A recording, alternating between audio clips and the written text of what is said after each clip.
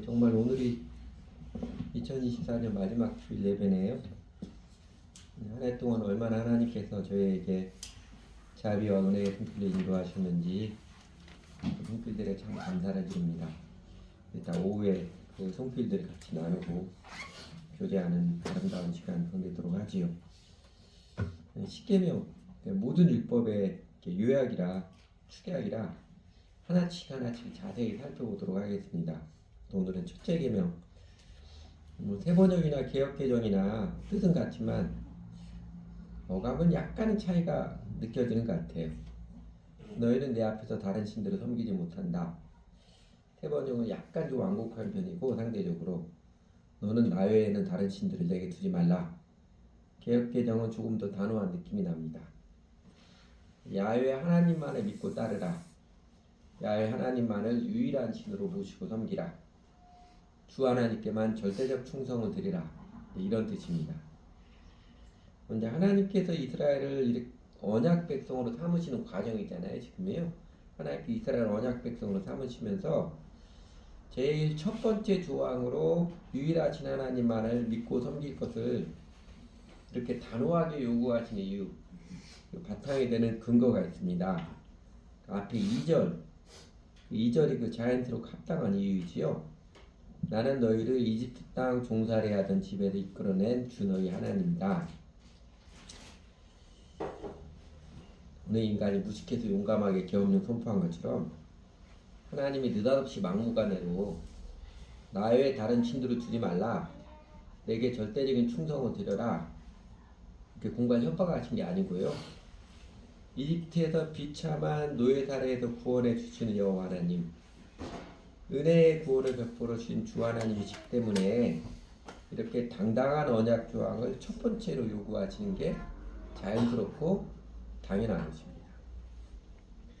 이스라엘을 이집트에서 구출하신, 출애굽하게 하신 하나님의 은혜의 손길, 크게 두 가지 모습이지요. 하나는 세상 폭력 아래 노예 생활을 하던 이스라엘 백성들을 무관심하지 않고 못 본 척하지 않으시고 그렇게 묵과하지 않으시고 개입하셔서 이끌어내신 하나님의 사랑이고요.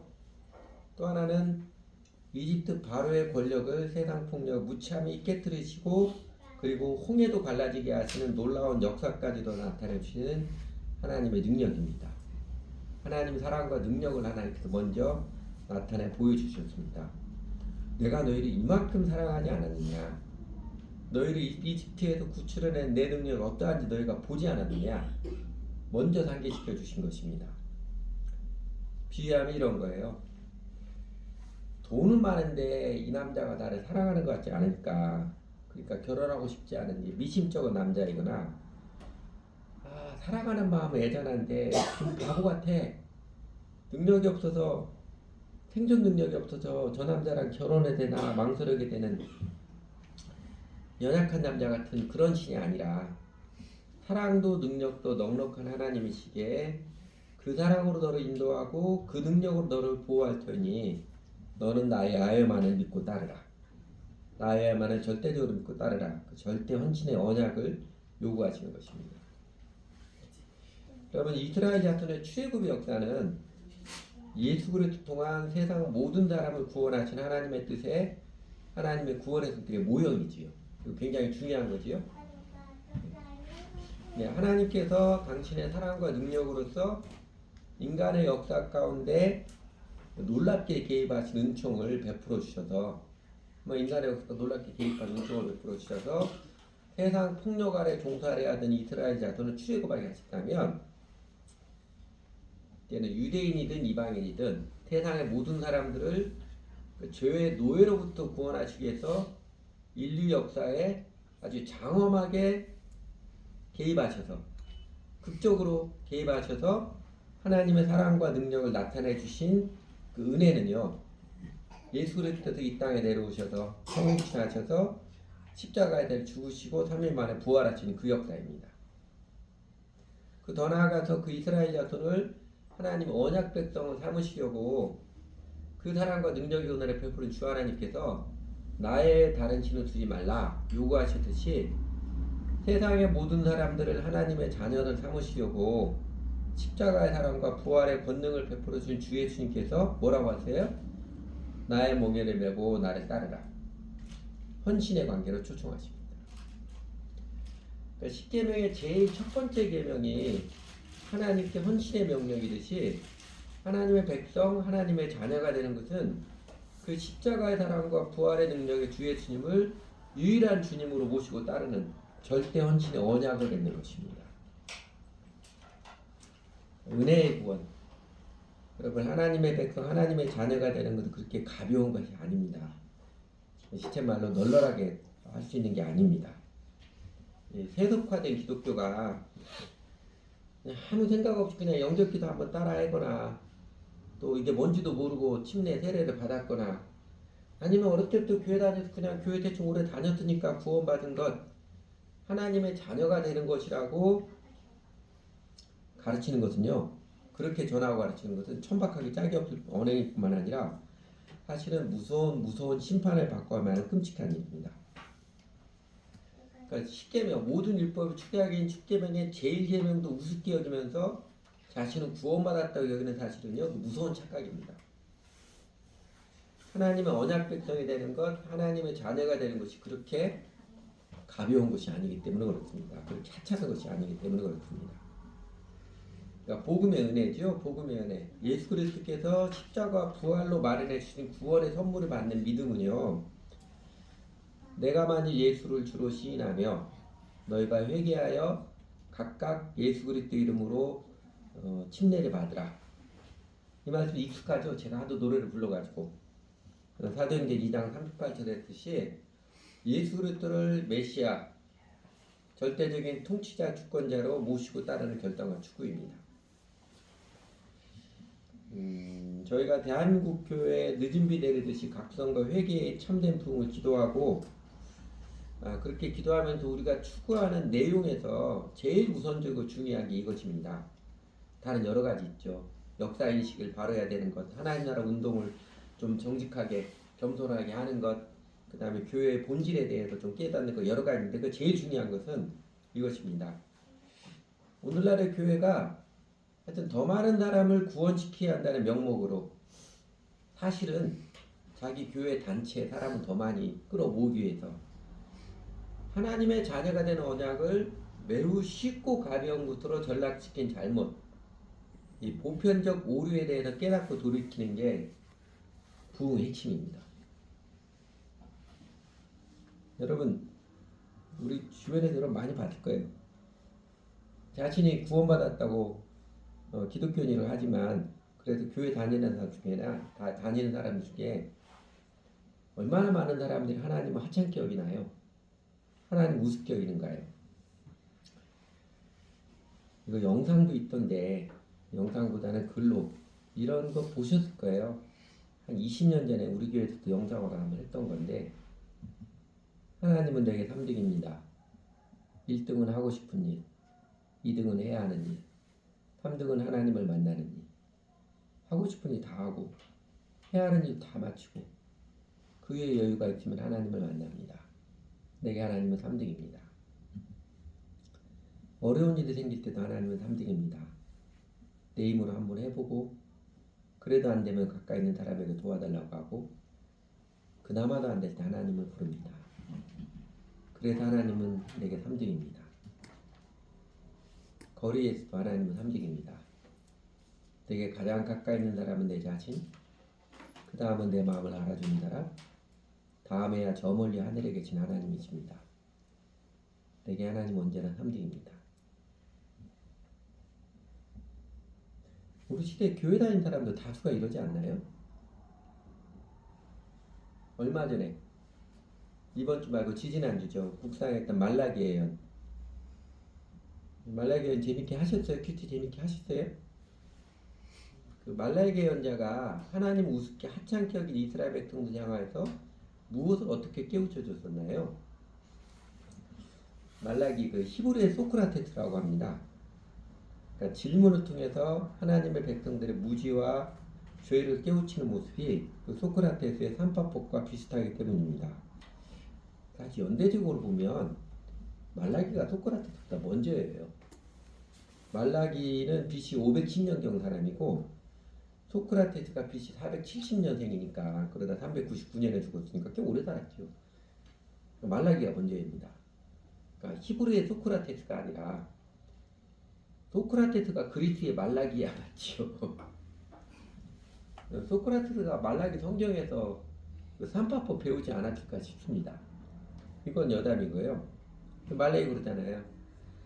하나님께서 내가 너에게 은혜를 베풀었건만 나 야훼 하나님 공경함이 어디 있느냐 이렇게 물으시니까 이스라엘 사람들이 마치 경상도 사람들이 언제예 어디에 그러잖아요.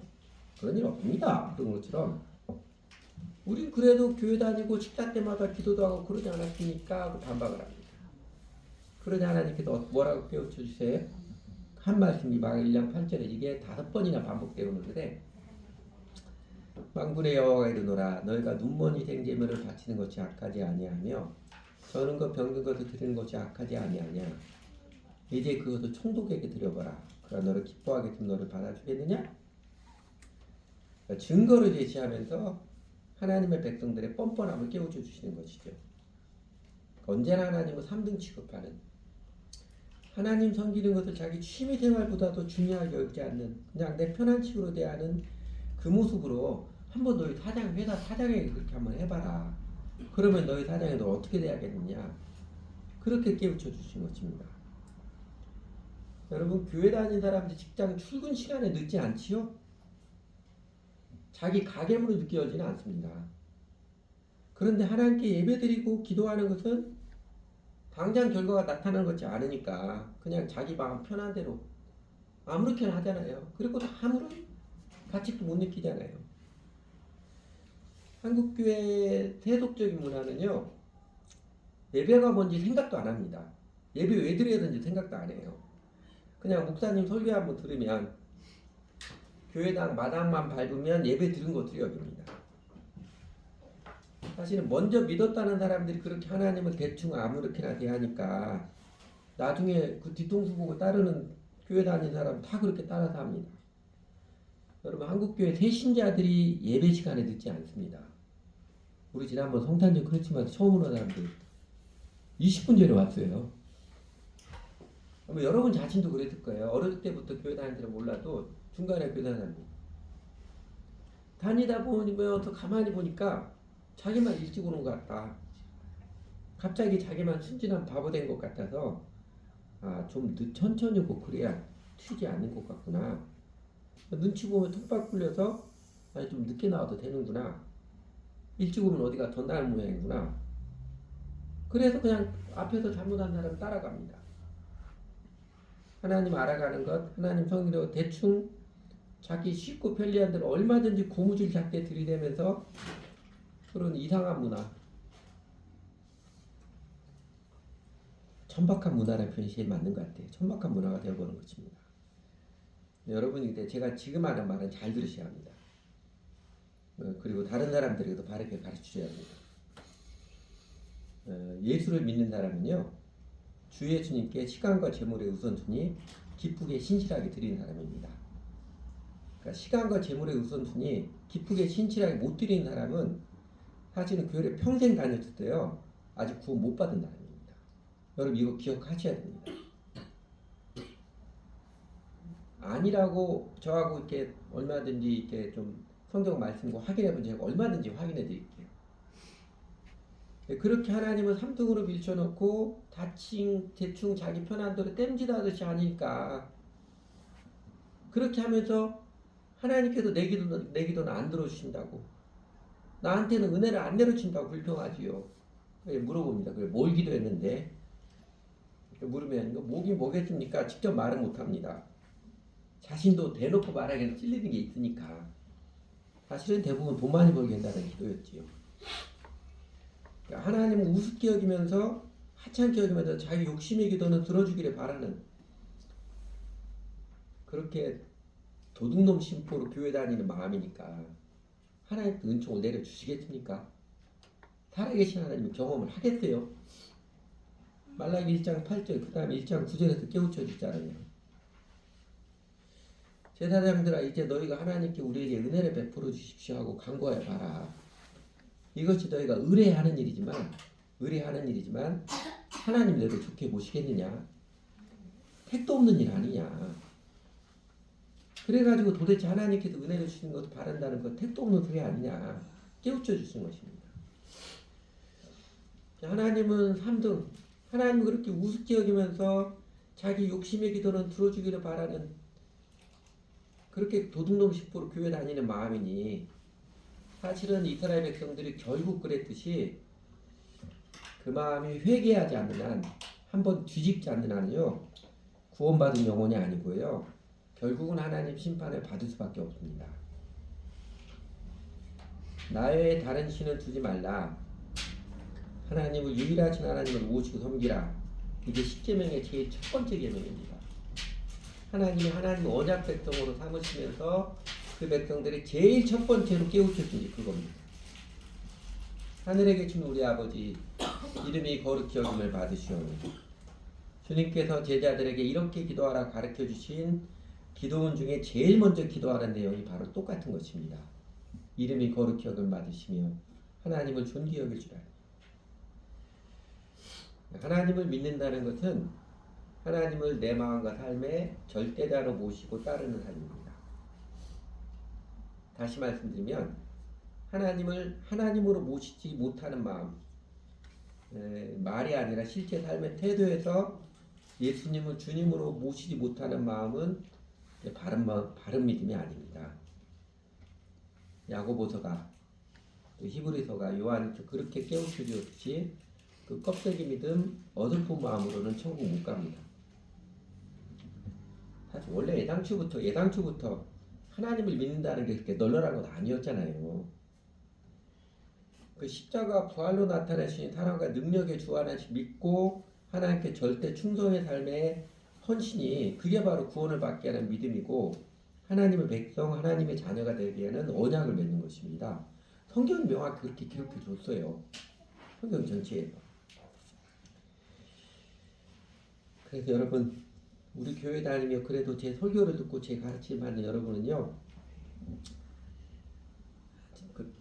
그렇게 하나님은 3등이 아니라 하나님을 정말로 모시고 시간과 재물의 우선순위 확실하고 기쁘고 신실하게 되는 참 신자 하나님의 백성들이 되시기 바랍니다.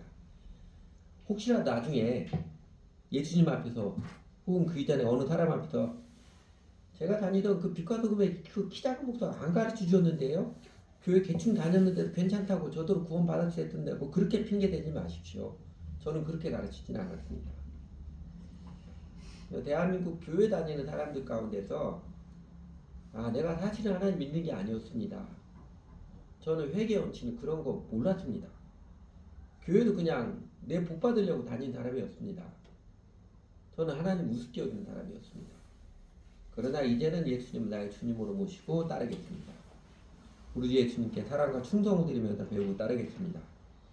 그렇게 자백하고 회개하는 사람들이 일어나는 게 그게 부흥입니다. 늦은 비 내리듯이 그 각성과 회개에 참된 부흥, 거룩한 바람이 일어나도록 우리는 대한민국 교회를 기도하며 무엇보다도 우리 자신들이 하나님으로 존귀 여기는 삶을 들어가려 즐거워하며 우리 교회 숫자 이렇게 대폭 줄어들어도 그래도 그렇게 복음을 정직히 전하며 살고자 합니다. 그 일에 하나님 함께 하시거든요. 그리고 이제 10계명 율법도 지난주에 보았던 것처럼 우리 행복을 위해서 내가 오늘 내 행복을 위하여 내 계명하는 여호와의 명령과 기록했던 것처럼 우리 행복을 위해서 주 하나님께 주신 계명이지요. 10계명도 사실은 복음, 우리에게 복된 소식입니다. 그 중에 첫 계명 나 외에 다른 신을 두지 말라. 곧 하나님 되게 하라. 하나님께 사랑과 충성을 들여 따르고 섬기라는 이 절대 신앙의 첫 계명이 우리를 올가매는 올무가 아니라요. 사실은 우리에게 행복을 안겨주는 복된 소식입니다. 그 이유 이래서입니다. 우선은요.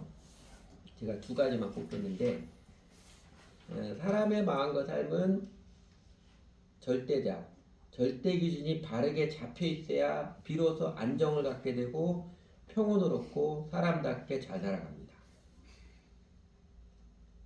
어린아이는 엄마 아빠가 있으면 평온을 찾잖아요. 애기에게는 엄마 아빠가 절대자거든요. 엄마 아빠가 없는 애기 불안이 천성이 돼요. 지난주에도 말씀드렸듯이 현대인들에게 불안 심리가 급증하게 된 제일 큰 이유는요, 우리 시대가 상대주의가 지배적이기 때문에 그렇습니다. 불안은요, 절대성을 고수하는 그 가치를, 종교가 대표적이죠. 절대성을 고수하는 가치를 폭력적으로 여기는 상대주의 시대 정치를 나올 수밖에 없는 필연적인 폐해입니다. 어설픈 종교인들이 뭐 기독교든 불교든 카톨릭은 어느 종교이든지 어떻게 사람 소리를 말하고 자기들이 그냥 마음이 넓은 사람인 것처럼 예수님이 분명히 내가 곧 길이요 진리요 생명이요 나로 말미암아 주셨거나 아버지께 올 자가 없는지라 가르쳐 주셨음에도 불구하고 그냥 좋은 사람이 참 편하게 그것만 아니라고 이렇게 말하면요 그 어설픈 종교인이라 그럽니다. 실제는 아니에요. 현대인들의 정서불안, 보편적인 정서불안은요 우리 시대가 상대주의 문화이기 때문에 그렇습니다. 물론 이런 거 있습니다. 지난 세기 공산주 운동의 참혹한 실패가 교훈해 주듯이 또 요새도 종종 보이는 사이비 종교들의 어처구니 없는 피해가 보여주듯이 잘못된 기준을 절대화시키는 것은 영혼을 파멸케 하는 끔찍한 폭력입니다. 끔찍한 죄악이죠. 맹신은 사실이 아닌 것을 찰떡같이 사실로 믿는 어리석음이고요. 미신은 실체가 없는 것을 무턱대고 믿는 어지러움이고, 불신은 영원한 진리, 사실임에도 불구하고 안 받아들이는 오만함이고, 그리고 바른 믿음, 생명을 누리게 하는 바른 믿음은 영원한 진리, 십자가의 사랑과 부활하신 권능의 예수 그리스도를 주님으로 믿고 따르는 그 결단과 추구입니다. 실이 끊어진 연을 자유롭다고 말할 수 없듯이 하나님을 떠난 인간은 유리, 방황, 세파에 시달리며 불안과 두려움에 휩싸여 살 수밖에 없습니다. 현대인의 모든 정신적 질병의 바탕에는 하나님을 잃어버린 것, 하나님을 거부한 불신앙이 있습니다. 일찍이 사도 바울이 로마서에서 진단 예고해 주셨습니다. 로마서 1장 18절에서 그러죠. 저희가 마음에 하나님을 두기를 싫어하며 그들을 그 상실한 마음대로 내버려 두사 마음이 허전하고 상실하니까 가만히 있지 못하죠. 불안에 쫓기니 가만히 못 있으니까 아무거나 막 쫓아가려고 합니다. 여러분 그 놀이공원에 그 무시무시한 놀이기구들 있잖아요. 그 놀이기구들 단단하게 붙들어주는 안전벨트가 있으면 그 격동의 움직임을 오히려 즐기잖아요. 그런 것처럼 아무리 롤러코스터 같은 세상일지라도 영원하신 하나님, 부활하신 주의 예수님을 절대자로 모신 자, 곧 예수 그리스도를 나의 주님으로 모시고 따르는 자는 어느 시대, 어느 세상에 갈지라도 그 가운데 더 멋지게 붙들어 주시고 내려주시는 하나님의 절대적인 사랑과 권능의 손길을 경험하면서 태연하게 기뻐하며 감사하며 그리고 감격하며 살아갑니다. 여러분의 인생 돛없는 배가 되게 하지 마십시오. 실이 끊어진 연이 되게 하지 마십시오. 바람에 밀려다니는 부초 인생이 되게 하지 마십시오. 절대자 하나님 없는 허접한 인생이 되게 하지 마시기 바랍니다. 또 하나 십계명의 제1계명 하나님을 하나님으로 모시고 따르는 자, 예수님을 그리스도 나의 주님, 중심 되신 그리스도로 모시고 따르는 자가 행복한 인생이거든요. 그렇게 하나님을 하나님으로, 하나님을 1등으로 존귀 여기면 사는 자에게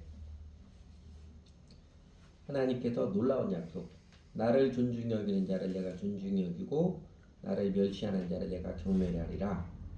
이 놀라운 약속을 체험하기 때문에 그렇습니다. 사무엘서 2장 말씀은 사실 좋은 배경은 아닌데 엘리 제사장 집안의 심판을 선고하시면서 주신 말씀인데 그 가운데 영원한 진리를 가르쳐 주시죠. 하나님을 존중히 여기는 자를 하나님께서 존중히 여기고 하나님을 우습게 여기는 자를 하나님께서 경멸한다고 합니다. 여러분 하나님의 유일한 절대자 하나님으로 모시고 따르는 자는 하나님께서 존중히 여기심을 귀중히 여기심을 누립니다. 세상은 그를 알아주지 않고 때로 세상 사람은 그를 손가락질하고 멸시할지라도요. 세상의 인정, 세상의 영예와 비교할 수 없는 하나님께서 존중히 여겨주심을 체험하며 살아갑니다. 욕망의 성취가 다른 사람보다 비교 우위가 영혼의 평안과 행복을 주는 게 아니잖아요. 물론 욕망의 성취는 잠시 즐거움과 뿌듯함을 주시지만 그게 오래 가나요? 오래 못 갑니다. 마음의 진정한 평안과 행복은 다른 사람 모습이나 환경에 빼앗기지 않은 진정한 평안과 행복은 하나님과 올바른 관계를 맺은 자에게 내려주신 하나님의 놀라운 은총입니다. 요새 우리나라에서 최대의 욕망을 성취했던 윤석열, 김건희가 마음이 평안하겠습니까? 지금 아니더라도 대통령이 되거나 마음을 평안한 날이 있었겠습니까? 두려움에 쫓기니까, 불안을 너무 두려움에 쫓기니까 더 폭력적이 되어서 자기 생각과 다른 생각의 사람은 안 만나려고 하고 자기 반대하는 사람은 죽이려고 하고 그래서 계엄 선포하고 참 무모하고 멍청한 꼴을 보이는 것입니다. 알고 보면 매우 불쌍한 영혼의 사람들이지요. 사람의 마음은요, 하나님께서 인정해 주어야 하나님께서 괜찮다, 의롭다, 내가 너 사랑한다. 그래야 비로소 그 음성을 들어야 비로소 평안과 자유의 담대함을 얻습니다. 내가 사람이 아무리 자기 잘났다고 소리를 치고 아무리 자기 잘난 척한 사람들에게 인정을 받으려고 해도 또 다른 사람은 호진이 뛰어나고 노력을 해도 그게 안 돼요. 이기적이고 오만한 죄성을 회개하고 언제나 하나님을 3등으로 취급했던 그 이기적 오만한 죄성을 회개하고 예수님을 주인으로 모신 심령이야 비로소 하나님으로부터 죄가 용서받은 은총을 입고 하나님께서 사랑하신다는 그 음성을 듣고 하나님의 인정을 받아서 비로소 평안과 자유의 담대함을 얻습니다. 행위로서가 아니라 은혜로 구원받는 게 그 뜻입니다. 아무것도 안 해도 구원 공짜네. 이건 천박한 것이고요. 성경에 다친 거 사랑과는 전혀 동떨어진 거고 행위로서가 아니라 은혜로 구원받는 그겁니다. 내가 다른 사람 뭐 잘해가지고 그 뭐든지 더 잘해가지고 그래가지고 하나님 인정해 주지 그 마음 버리라는 거예요. 뭘 얼마나 내가 이기적이고 오만한 나밖에 생각 못하는 존재였는지. 그러니까 하나님도 그냥 내 편을 대로 언제나 삼성으로 밀쳐놓고 그 죄성을 깨닫고 인정을 하고 하나님 앞에 인정을 하고 이제는 십자가에서 죽으시기까지 나를 사랑한 예수님, 부활하신 전능하신 예수님, 그 예수님 의지하고 예수님 따르면 되겠습니다. 주님께 절대적인 사랑과 충성을 드리며 주님의 뜻을 따르면 되겠습니다. 그 믿음을 고백할 때 하나님의 성령께서 우리 마음에 있던 죄와 사망의 법을 깨뜨리시고 생명의 성령의 법을 내려주십니다. 하나님 우리 죄를 용서해 주셨다는 무엇인가를 체험하게 되고 하나님이 나를 사랑하신다는 그 음성을 듣게 되고 그래서 비로소 우리 심령이 평안과 자유, 담대함을 노래합니다. 그리고 나아가서 하나님께서 존귀 여겨주는 은총은요, 그 자신은 혼자 평온하게 사는 것에 그치지 않지요.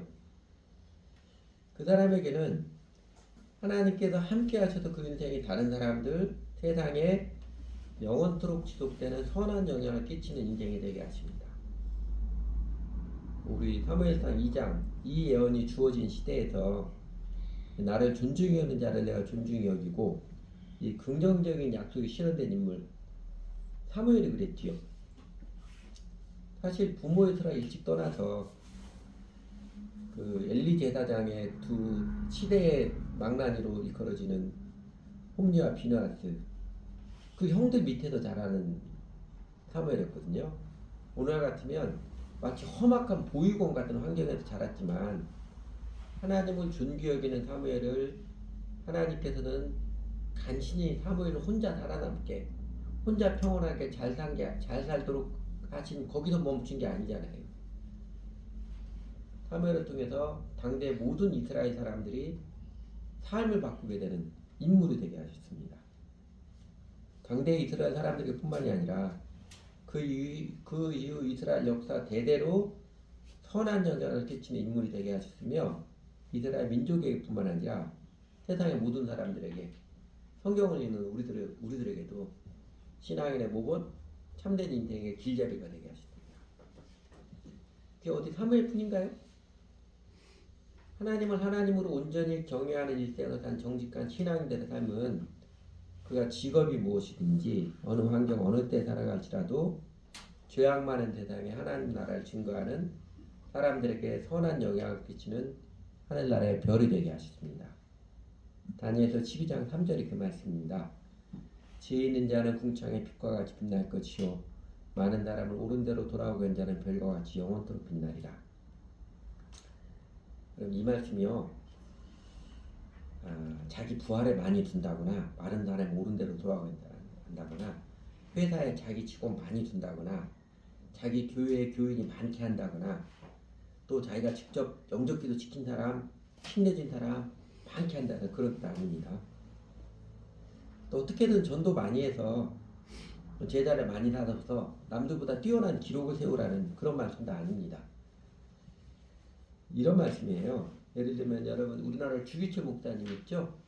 주기철 목사님이나 미국의 남미 에콰도르 아쿠아족에 복음 전하러 갔다 복음 제대로 전하지 못하고 순교했던 짐 엘리엇, 이런 사람처럼 당신들의 생애는 십자가에서 죽은 예수님처럼 순교를 당해서 사실 전도하는 사람 별로 없잖아요. 별로 없는 것 같은데 당대에는 전도하는 사람 별로 없는 것 같을지라도, 그러나 이들의 삶은 대대로 많은 사람들이 이들을 통해서 주님께 돌아오게 했던 것처럼 영원토록 선한 영향을 끼치는, 영원토록 사람들 옳은 대로 돌아오게 하는 인생, 하늘 아래서 영원토록 별처럼 빛나는 인생이라는 그 뜻입니다. 바로 주기철 목사님이나 짐 엘리엇처럼 하나님을 하나님으로 정직하게 믿고 따르는 자, 하나님의 언약 백성으로서 10계명의 제일 첫 계명부터 충실한 자, 하나님을 존귀하는 자가 결국은 많은 사람을 옳은 대로 돌아오게 하며 하늘의 빛처럼 영원토록 빛나는 존재가 됩니다. 네 머리 써서 머리 굴려서 힘써가지고 어떻게든지 사람 전도 많이 해라 그 말씀 아니에요. 그 말씀 아니고 나 외에 다른 신을 두지 말라. 이 절대 신앙을 신실하게 하나님의 사랑과 능력을 신뢰하고 신실하게 기쁘게 지키는 자, 하나님을 하나님으로 존귀하는 자가 하나님의 은혜를 입어서 결국은 많은 사람들을 옳은 데로 돌아오게 하는 하나님의 별처럼 영원토록 빛나는 존재가 된다. 그 이야기입니다. 하나님께서 우리도 그 은혜와 영광의 삶으로 초대하십니다. 그래서 나 외에 다른 신을 두지 말라.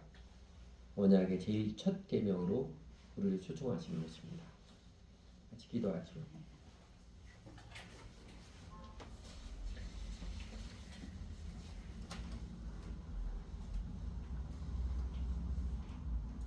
하나님 아버지, 무엇보다도 예수님께서 이 땅에 내려오셔서 십자가를 지셔서 십자가에 매달려 죽으시기까지 사랑하신 그 사랑을 나타내 보이시고 3일 만에 부활하셔서 사망의 권세를 깨뜨리신 그 능력을 나타내 주셔서 저희도 그 주님을 바라볼 수 있도록 이끌어 주셔서 감사를 드립니다. 그 성령님께서 저희들의 삶에서 이렇게 저렇게 찾아와 주셔서 그 예수 그리스도의 십자가의 사랑과 부활의 능력의 복음을 듣게 하시고 알아가게 해주셔서 그 사랑이 얼마나 신비로운 것인지, 하나님 능력이 얼마나 놀라운 것인지를 점점점 인식할 수 있도록 저희들을 깨우쳐 주셔서 감사드립니다. 하나님, 마침내 저희도 예수님을 나의 주님으로 관계를 맺고 여전히 떨리는 마음이 좀 있지만 이제는 예수님을 나의 주님으로 모시고 예수님을 제일 소중히 여기며 주님을 따르며 살겠습니다. 이 아름다운 믿음의 고백을 할 수 있도록 하나님 인도하시고 이끌어 주셔서 감사를 드립니다. 그렇기까지 이렇게 저렇게 저희 삶에 간섭해 주시는 손길들을 내려주셔서 하나님이 정말 사랑의 하나님이심을, 전능하신 능력의 하나님이심을, 절대적 통치자이심을 알게 해주셔서 감사를 드립니다. 그리고 더 나아가서 저희에게도 하나님의 백성, 하나님의 자녀가 되는 그 믿음의 길을 밝게 깨우쳐 주셔서 저희가 그냥 무사람들 따라서 적당히 머물고 마는 스스로 속는 길에서 건져 주셔서 감사를 드립니다. 그렇게 하나님을 하나님으로 예수님을 주님을 믿고 따르는 삶의 길에 참된 행복이 있음을, 보람이 있고 영생이 있음을 점점점 체험하게 알게 해주셔서 감사를 드립니다. 물론 저희들에게도 예수님께 충성하며 살아갈 때 값을 지불해야 되는 거 있고 세상 사람들을 알아주지 못하고 세상에서 어떤 때는 도태하는 것 같은 느낌이 들고 그런 어려운 과정도 겪게 해주셔서 하나님의 은혜의 사랑이 실제적인 것임을, 또 부활의 능력이 실제로 역사하는 것임을 더 믿게 하시고 체험하게 해주셔서 감사를 드립니다. 하나님, 그래서 나 외에 다른 신을 두지 말라, 나의 멍에를 메고 내게 배우라, 이 엄한 명령 초청을 하시니 사실 하나님의 극진한 사랑임을 저를 알고 체험하게 해주셔서 정말 감사를 드립니다. 하나님, 그럼에도 불구하고 여전히 하나님을 3등으로 밀쳐놓으려는 신앙생활은 하나님께는 그냥 면피만 하려고 하는 저희들의 속절없는 마음을 용서해 주십시오. 하나님을 믿는다고 하지만 예수님께 인생을 걸고 믿고 따르려는 게 아니라 무엇만 따먹으려고 하는 얄팍한 일이심을 하나님 용서해 주십시오. 예수님 믿긴 믿는데 여전히 내 편의대로 사는 게 잘 사는 것처럼 착각하는 어리석음들을 더욱더 깨우쳐 주십시오. 예수님의 멍에를 메고 예수님을 배우려고 따르려 하지 않고 그냥 쉽게 구원의 복만 받으려고 하는, 쉽게 하나님의 은혜를 입어서 편한 대로 살고자 하는 우리들의 알팍한 마음을 하나님 용서해 주십시오. 말라기 시대 이스라엘 백성들처럼 그냥 생색만 하나님께 생색만 내고서는 오히려 적반하장식으로 하나님인데 왜 내 기도는 안 들어주시고 왜 내게는 은혜를 안 베풀어 주시냐고 항변하 불평하는 저들의 참 어리석음을 하나님 더 명확히 깨우쳐 주십시오. 하나님, 하나님의 살아계신 분임을, 하나님은 얼마나 좋으신 분임을 체험할 수 있도록, 저 인생이 하루하루 한 해 한 해 되어가면서도록 더 실제적으로 경험해야 할 수 있도록 이끌어 주시기 원합니다. 저에게 복음의 진리를 더 명확히 가르쳐 주십시오. 저희가 피상적으로 사람들에게 보고 들어지는 모습이 아니라 예수님 말씀을 통해서 우리에게 영생에 이르는 일을 더 명확하게 선명하게 가르쳐 주시기를 기도드립니다. 하나님을 하나님으로 오시고 섬기는 삶이 인생의 진정한 행복과 보람과 의미의 삶의 이름을, 영생의 이름을 더 명확히 깨달아 알게 해주시고, 저희가 한편에서는 또 회의적인 마음을 갖고 있더라도 그래도 예수님의 십자가 사랑과 부활의 능력을 의지해서 그 믿음의 걸음들을 내디뎌 나갈 때 이제는 예수님을 나의 주님으로 모시는 관계를 맺고 신앙 고백을 하고 주님의 배움을 따라갈 때 하나님을 하나님을 모시고 더 섬기며 살아가는 삶이 인생의 진정한 행복과 보람, 그 의미의 힘을 점점 더 체험해 알아갈 수 있도록 영생을 맛보며 살아가는 저희들 되도록 하나님 인도해 주십시오. 2024년 한 해를 보냅니다. 매번 한 해를 보내고 새해를 맞이하게 하는 지혜를 깨우쳐 주셔서 세월음들을 구분할 수 있도록 가르쳐 주셔서 감사를 드립니다. 하나님, 그냥 감상적으로 세월 빠르다고만 지내지 않도록 도와주세요. 하나님 관계가 결국 제일 중요한 열쇠임을 저희로 선명히 보게 하셔서 새해에는 올해보다는 확실히 다른 이 하나님의 은혜의 사랑을 실제적으로 경험해가는, 제가 주님을 향한 믿음의 마음 더 선명하게 고백드리고 부활하시는 주께 살아계시고 우리 함께 하심을 실제적으로 경험해가는 놀라운 한 해가 되도록 주님의 사랑이 더 아름답게 경험되어지고 저희도 주님을 더욱더 깊이 사랑해가는 정말 아름다운 한 해가 되어가도록 하나님 인도하시고 이끌어주세요. 예수님 이름으로 기도드렸습니다. 네.